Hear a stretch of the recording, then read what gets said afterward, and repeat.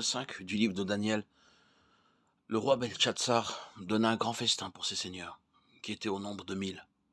Pendant qu'ils buvaient du vin, le souverain ordonna à ses serviteurs d'apporter les vases d'or et d'argent que son père Nebuchadnezzar avait enlevés du temple de Jérusalem pour les emporter à Babylone. Ils se mirent alors à boire du vin dans ces récipients, louant les dieux d'or, d'argent, de bronze, de bois et de pierre.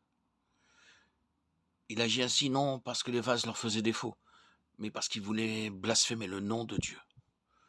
De tout temps, les hommes prospères parvenus au zénith de leur gloire ont blasphémé Dieu. La Russie nous en offre un exemple aujourd'hui.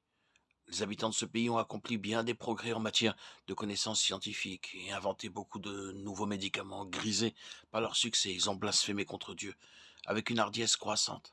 Comme Belshazzar était devenu riche et prospère, il s'enhardit au point de braver le Dieu vivant.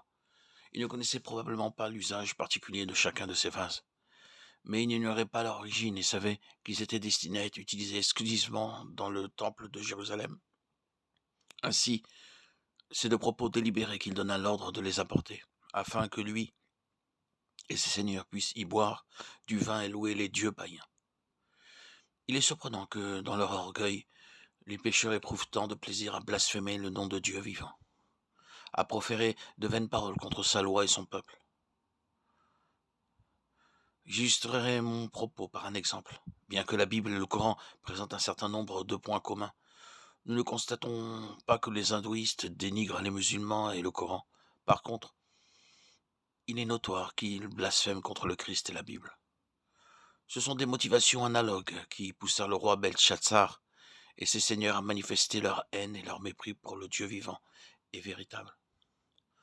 Soudain, alors que tous étaient occupés à boire, le roi aperçut les doigts d'une main qui se déplaçait devant lui et écrivait des paroles sur la muraille. Des paroles qu'il ne pouvait pas lire, car elles appartenaient à une langue qui était étrangère. À cette vue, le monarque fut rempli d'effroi. La peur est une chose terrible qui affecte nombre de nos semblables. Les cheveux de certaines personnes en deviennent gris. Le texte qui nous occupe spécifie que tout le corps du roi se mit à trembler, ses genoux s'entrechoquaient. Ses articulations se relâchèrent et il poussa des cris de frayeur. Alors le roi changea de couleur et ses pensées le troublèrent. Les jointures de ses reins se relâchèrent et ses genoux se heurtèrent l'un contre l'autre. Le roi cria avec force qu'on fit venir les astrologues, les chaldéens et les devins.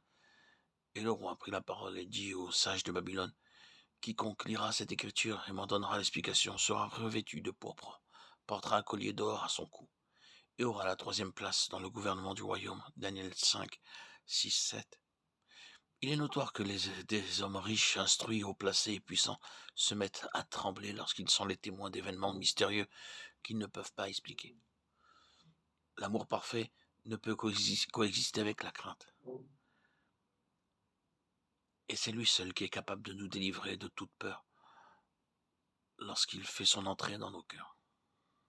La crainte n'est pas dans l'amour, mais l'amour parfait bannit la crainte, car la crainte suppose un châtiment, et celui qui craint n'est pas parfait dans l'amour. 1 Jean 4, 18.